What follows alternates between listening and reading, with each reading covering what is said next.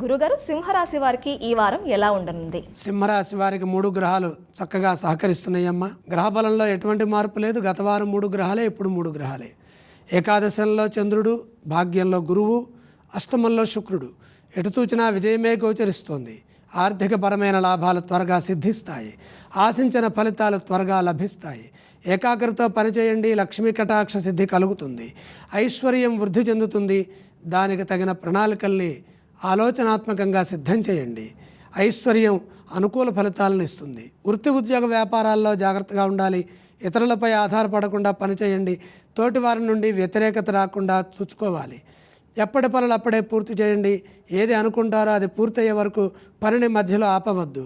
తెలియకుండా అనేక విఘ్నాలు ఎదురవుతాయి. కుటుంబ సభ్యుల సహకారంతో వాటిని అధిగమించాలి. ఏకాగ్రతతో పనిచేయండి. నిదానంగా 1-2 సార్లు పునఃసమీక్షించండి. ఎవరిని నమ్మవద్దు. ఒక విషయం చేతిదాకా వచ్చి ఆగుతుంది.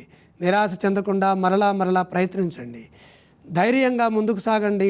ధర్మదేవత అనుగ్రహంతో ఆపదలు తొలగుతాయి. ధర్మదేవత మిమ్మల్ని సదా రక్షిస్తుంది. అద్భుతమైన ప్రతిభతో పనిచేయండి. శుభం జరుగుతుంది. సింహరాశి వారు ఏ స్తోత్రాన్ని పఠించాలి? సింహరాశి వారు ఇష్టదేవతను స్మరించడం మంచిది.